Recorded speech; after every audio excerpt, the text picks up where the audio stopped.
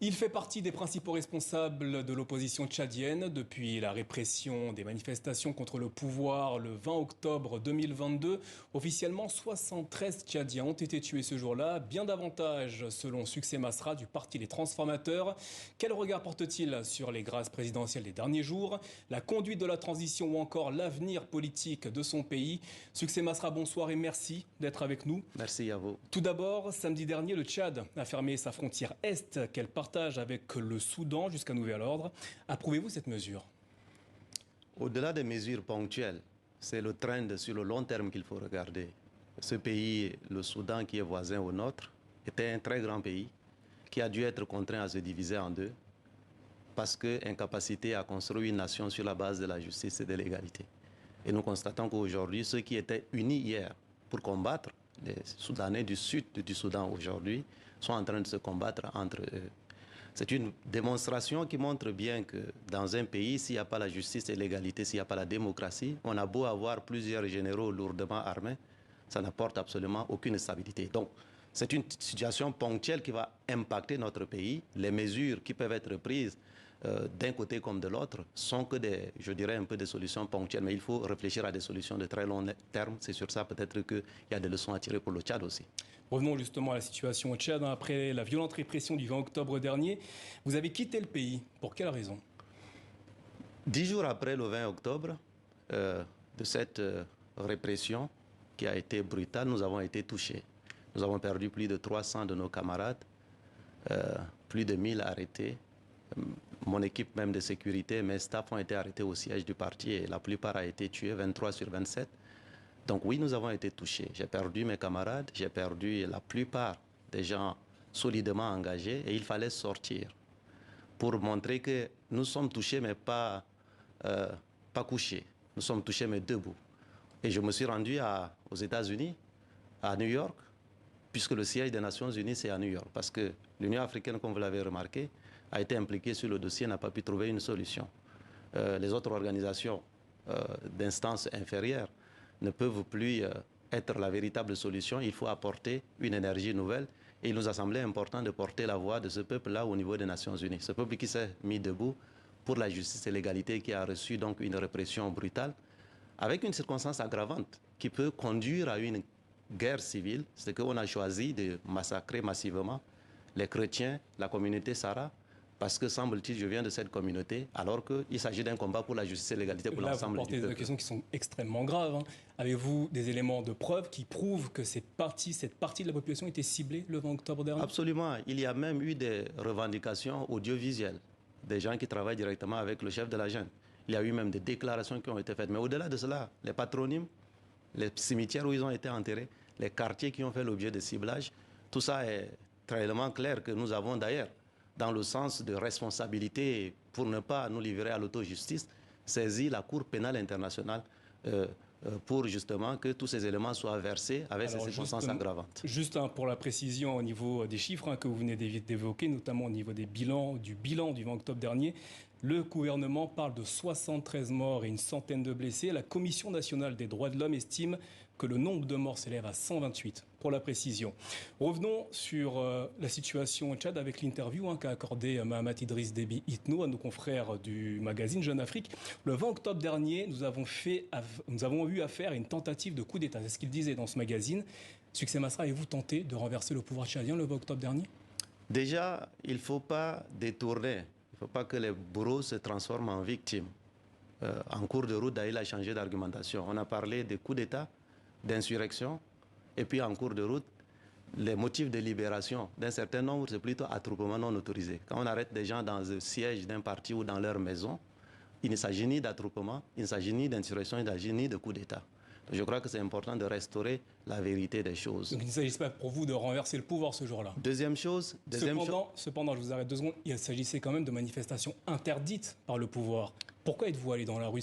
Y avait-il pas d'autres moyens de manifester? Vous savez, sous Déby père, les manifestations étaient interdites. Le peuple qui ne veut pas de l'électoralisme sans démocratie s'est mis debout pour marcher, pour exiger quoi? La démocratie, la justice et l'égalité.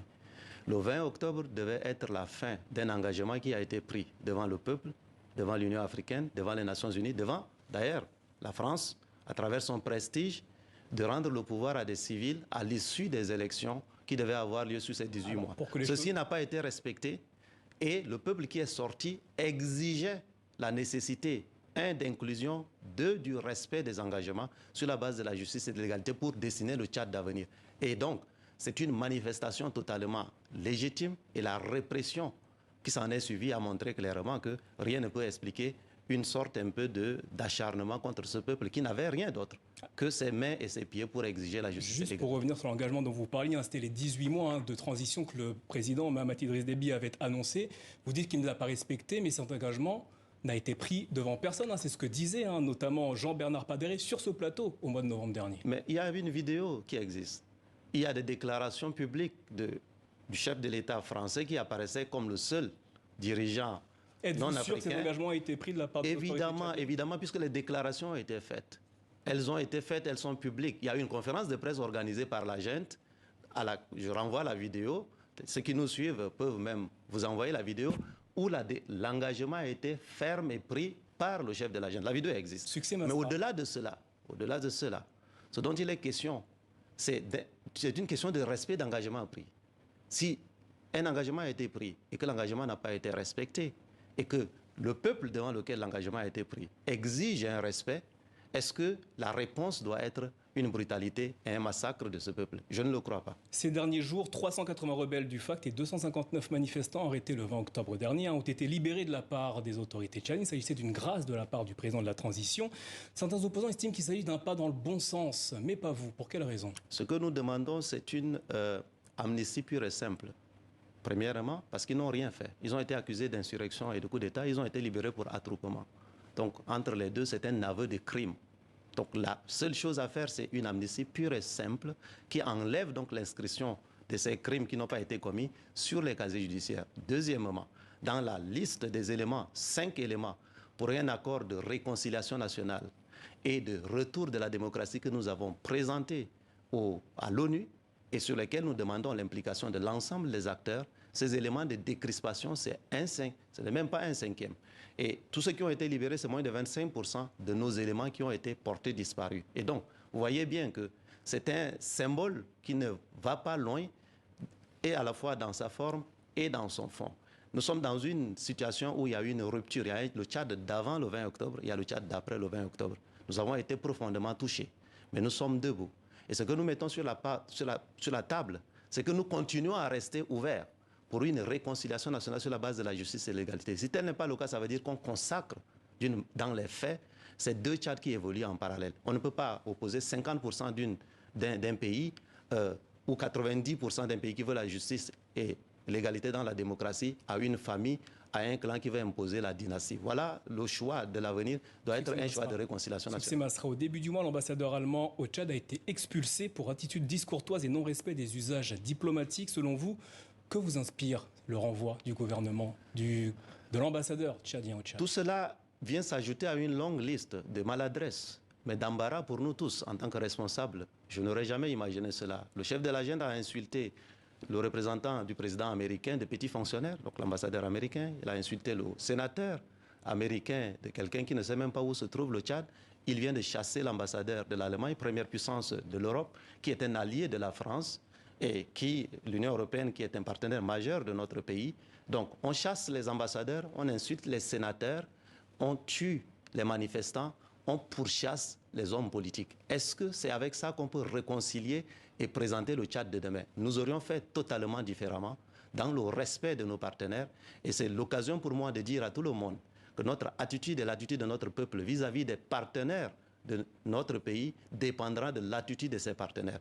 Et ceux qui ont offert le prestige à cette junte qui aujourd'hui a roulé tout le monde dans la farine, les Qataris impliqués, les Américains impliqués, la France impliquée, l'Union africaine ont été tous roulés dans la farine. Les promesses qui ont été faites à l'ensemble de ces dirigeants ont été reniées et voilà comment on les remercie. Donc je crois que nous pouvons corriger cela dans la justice et l'égalité à travers une démocratie. C'est ça que nous proposons comme projet de société pour l'avenir. Ça sera ma dernière question. Vous êtes de passage en France, vous étiez à Washington, vous venez en France. Allez-vous être reçu par les autorités françaises? Qu'attendez-vous de Paris? Nous parlons à tout le monde et donc nous allons parler aux autorités françaises. Le peuple tchadien a été habitué à un des bipères qui lui a dit que la France l'a imposé à la tête du pays, y compris en modifiant la Constitution. C'était à votre micro d'ailleurs, de TV5.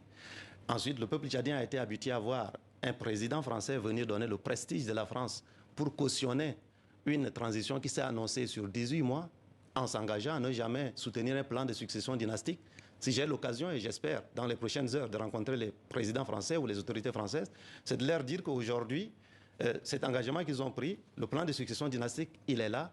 Le peuple tchadien regarde, mais au-delà du peuple tchadien, c'est toute l'Afrique qui regarde la crédibilité de la parole de la France sur le dossier tchadien. Et donc, j'aurai l'occasion de le leur dire. Nous ne les avons pas encore entendus depuis le 20 octobre. Donc, c'est une question que je pose au nom de mon peuple à l'ensemble des dirigeants d'Europe, de la France, des États-Unis, pour que l'avenir se dessine sur de nouvelles bases, parce que nous faisons partie de cette génération décomplexée. Succès Masra, merci d'avoir répondu à nos questions ce soir. Merci à vous.